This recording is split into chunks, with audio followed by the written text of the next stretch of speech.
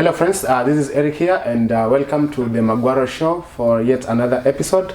And today I have very amazing guests. I'm going to give them a chance to introduce themselves and then we move from there. Yeah. Hello, I'm Pastor Marlow Parks. And I'm Melshara Parks, his wife. Okay, so just so you know, Pastor Parks is my pastor at Abundant Life SDA Church in Oklahoma. And today I'm privileged to have them here as a couple actually, so that they can share with us their experience. I know that they have been married for a long time and there are lessons that they are going to share with us. And just like I've mentioned in previous episodes, the purpose for this show is to highlight challenges that couples have been through. The purpose for that is to encourage younger couples that are probably going through the same thing. Before we do that, let us get to hear the story of how you met first. Sure. All right. So, how did you meet? Well, the first time it kind of like two times we met. Yeah. The first time we met, we met in a train station on 168th Street in Broadway in New York City. New York City, okay. Because Melshara, she went to high school at the same high school that my brother went to. Mm-hmm. So they were all friends. And I guess it was a summer. I don't know if it was summer. It was one of the. His brother Sean was dating my friend Elaine, and it was the summertime, and we were just hanging out. And then I think Sean had called you. He asked me to come and bring something to him at the train station. Right. Mm-hmm. So I said, okay. So I went to the train station, and that's when I saw her. We were 16. We were 16. Yeah. 16 years old? 16 years old. Wow. And that's when I saw her. And I just met, hi, Right. like that, and everybody there. That was a long time ago. What year was that? Oh man, what year was that? 1991? 1991. I was 91. 1990. I was born. Oh, really? Yeah. Wow. 10 years later when I was born. We met when you was born. Long time. Wow. Long time, Okay. 91. Wow, And 1991. Okay. and so then, but that was the only time that we met. At that time, we never communicated after that. Right. But then it was later on. After we graduated. After we graduated from high school. Yeah. You was in college already. Yeah, I was in my first year of college. First year of college, and she was working while going to school. She was working in on 34th Street at the Macy's, the big Macy's where they have the Macy's Thanksgiving Day parade on television all the time. So she worked at that big Macy's. I think it's the biggest Macy's in the world. Yeah. So she worked there, and I worked across the street at the Gap. Okay. And my brother, he knew her, so he came through to see me at the Gap, and he was like, it was my lunchtime. No, I got off of work. He was like, let's go see my friend Mel. Let's go say hello to my friend Mel. So he went into Macy's, and he brought me in, and I was like, oh, that's her. And so then that's how we met again. Right. Yeah. Right. So you were attracted to her the first time you saw her? Was you I were attracted? Yeah. Oh, absolutely. I asked my brother, I said, who's that? And he was like, she got a boyfriend. Okay. Oh, she had a boyfriend? Yeah. I had a boyfriend. That was in high school. We were not Christians at that time. Right. Okay. So we didn't have that discipline and guidance. Right. So we were just in the world. Right. So both of you were in the world when you met when you were 16 years old? Yes. Okay. Now I really want to know this because now this is getting interesting. Now we met while you were in the world? Yes. Okay, and then what happened? So we met in the world. So I think I told my brother that well, how did that happen? He told you? I think, Sean had came in one of the other lunch times on his break, and he said to me, he was like, my brother wants your number. And I'm like, okay. I mean, because I had a lot of friends that were guys when I was in the world, so it was no big deal for me to, even if I had a boyfriend, I'm not condoning this in no way. We don't condone it now. We don't condone this now. We know now. better now. Yes. That's right. Yeah. But back then in my teenage, immature, worldly mindset, I thought it was okay, so I gave him my number. And now let me just clarify. Yeah. She's saying she thought it was okay Right. to have guy friends, Okay. not getting involved with them like Exactly, that. just But just having, like, friends. that's what she's Yes, saying. So go yes, ahead. yeah. That's good that you cleared that up. Yes. I didn't want anybody to think that she was loose. You're right, That's no. not what she's saying. Definitely she was not. She was never loose. No. You will never lose even in the world? Even in the world, and we'll get into why when we kind of go. All right, so I gave enough. So we were kind of talking like on the phone. He called each other, and we were just talking, and it was he came off too strong. He was just too persistent. I was like, no, this is not working. Yeah. So it was just we stopped talking. So that was, I think we were 19. It was early when we were 19. Early in the year, in the spring. It was in the spring. And we just lost contact. Right. Because I was just stupid. Right. So. When I mean stupid, I was just too persistent. Yeah. So it was interesting because I remember one day, because my college was not far from where I worked, so I had time to kill. So I would walk from my school, which was on 53rd Street, all the way to 34th Street. Yeah. So I had some time to kill. So the Gap was right across the street. So I had this impression, okay. Let me go see Mark, because I call him Mark. That's his nickname. That's what his family and everybody call him. I was like, let me go see if Mark is in the Gap. I didn't know what floor he worked on because the Gap had multiple floors. So I went in there first. I went upstairs. I think that was the kids' department. Then I went downstairs to the men's department. And the main floor was the women's department. So I was on my way out the door. And I turned to the right, and then I saw him folding some women's jeans. And I was like, he had his back to me. And I said, Mark, and he turned around. He was like, hey. I was like, how you doing? And he was like, I'm good. He was like, are you looking for somebody? Yeah. No, first he said, are you shopping? I was like, no. He's like, you're looking for someone? I'm like, yeah. He was like, who you looking for? I said, did you find him? I was like, did you find him? And I was like, yeah. And he was like, well, who you looking for? I said, you. And he was like, okay. She's looking for me. I said, so you looking for me? She said, yeah. I said, okay. I said, what you doing this weekend? And she was like, well, I'm kind of a spontaneous person. Okay. I don't really, make plans like that. And I just said, well, make these plans. right.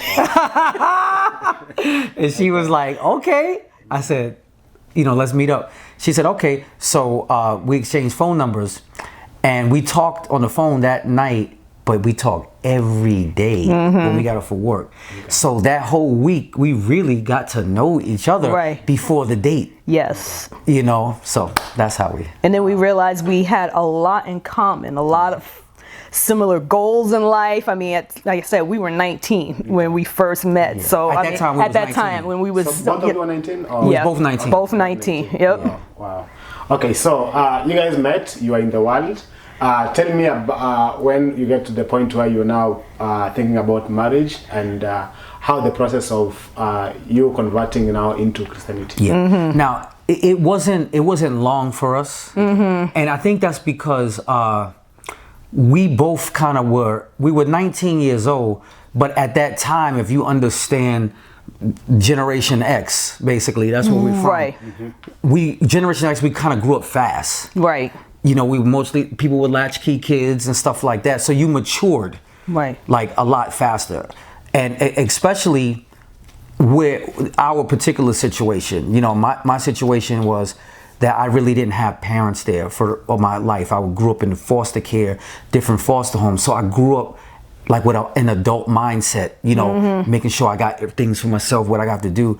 And then the way she grew up was her mom was working, her mom and her dad had got a divorce when she was 14. So her mom was there, and so she was the oldest. So she took care of the small. I was like, my mom leaned upon me for a lot, being the oldest girl, because the things that she went through with my father, from when I was little, I remember certain things. I remember her being up crying waiting for my dad to come home. And I was like 3 and 4 years old. Those are memories that are etched in my head. Yeah. So my mom leaned on me being the oldest girl, and I was very independent, very non-fearing. My mom was a little bit more reserved. She was very quiet. So she leaned on me to help her. Okay. So yeah, so I was always kind of like taking care of things. Yeah. So to answer your question first, I have to give that background. Right. Yeah. We were kind of mature as far as, we knew what we wanted. We Right. wanted to be married by this time. You wanted to be that. You wanted to get everything right for yourself and stuff like that.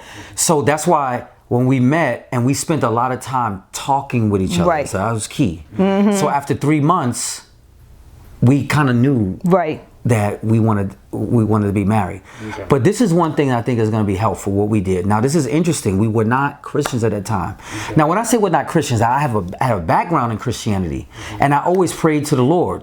But because of going in different environments as a foster child, I didn't have that an adult to nourish me in Christ and guide me. And then my wife here, she grew up in Islam.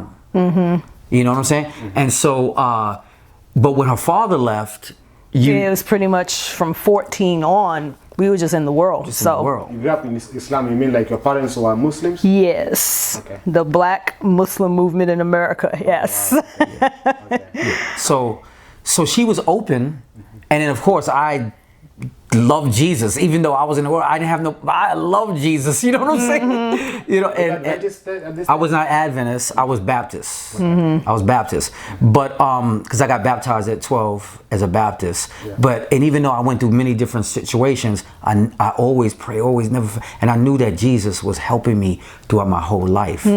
But you know, when you have no guidance, you know, you don't know what to do. You don't know how to live like a Christian. But you stay connected through prayer, and you know what's right and wrong. Don't get me wrong. Yeah. But anyways, so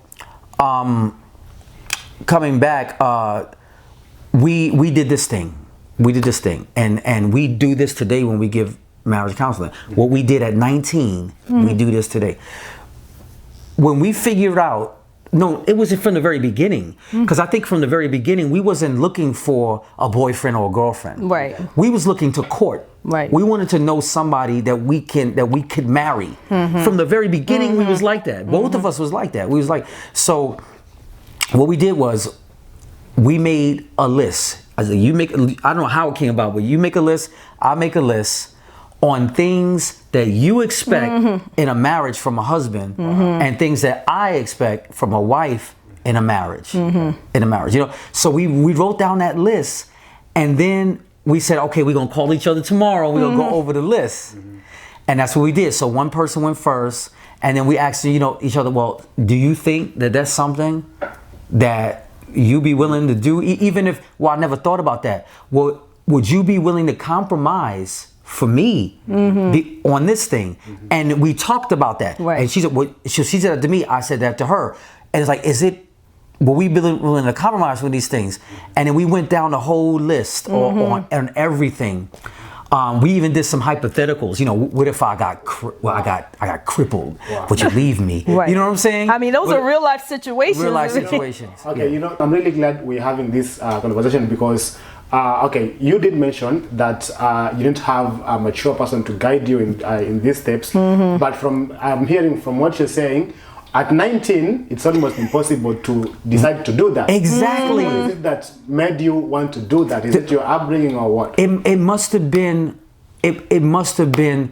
the time that I did have connecting with God. I was a prayerful person.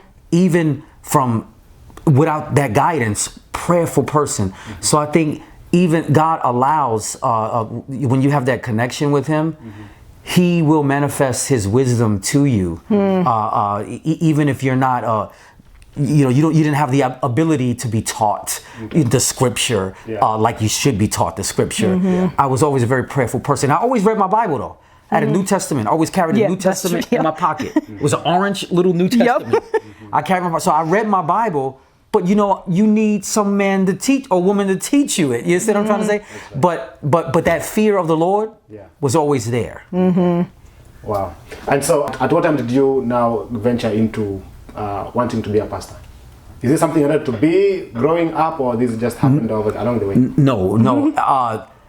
I did not know what to be. Okay. Again, I had no older adult to tell me, to ask me, to ascertain to me what my gifts are or what I should do. You know what I'm saying? Yeah. I was gonna go and be an accountant.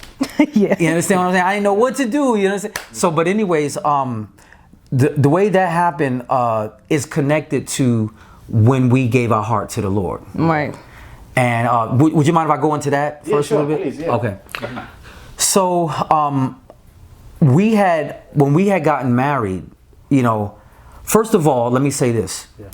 One of the things that we said that we wanted to do on our list, we wanted our spouse to be our best friend. Right. Wow. Okay. We both expressed that. We didn't want to hide anything from anyone. We didn't want it to be like, you know, well, I'm hanging out with my boys. Yeah. I'm hanging out with my girls. I mean, you can do that, but we didn't want a mindset like that where you're my husband, you're my wife. No, you have a name. Okay. You're an individual, and you're my friend. You see what I'm saying? Yeah. And we wanted to be best friends. The best times that we've had, that we wanted to have spending with another human being, we wanted to be with each other. You see what I'm saying? Okay. So we did everything together. Was that the case when you went into marriage, or that changed a lot? Before. It was before. No. Yeah, I'm asking, that's what you decided to do. But I'm asking, when you got into marriage, was that the case? Or you know how sometimes you decide to do something, and then you get into right. Like, good point. Good point. Yeah, it has been the case for 28 years. And the key to it was that we established a foundation of communication. Okay. The fact that we were able, for that whole week before we went on that first date, the fact that we talked about everything. And when I say everything, even stuff past relationships, the good, the bad, you know, sometimes, and certainly you can't talk to your current boyfriend, girlfriend, wife, husband. You can't talk to them about your ex relationships. And you know, you don't glorify them or that you still want to be in them, but you talk about like, okay, this is what happened in those relationships. Those things that whatever, the good and bad, that affected me certain way. That's right. So we talked about all of that, and there was no jealousy there because we knew that we were together. We were now a couple. So so literally everything. So I believe that foundation of that communication helped us establish being best friends. And it continued all the way through. Like I said, we've been married for, it'll be 29 years in February. So when did you get married? In 1996. 1996. Yes. So you met in 91, got married in 1996. Well, we met first 1991. We became a couple in 94. 94? Okay. And then we got married in 96. Oh, wow. Okay.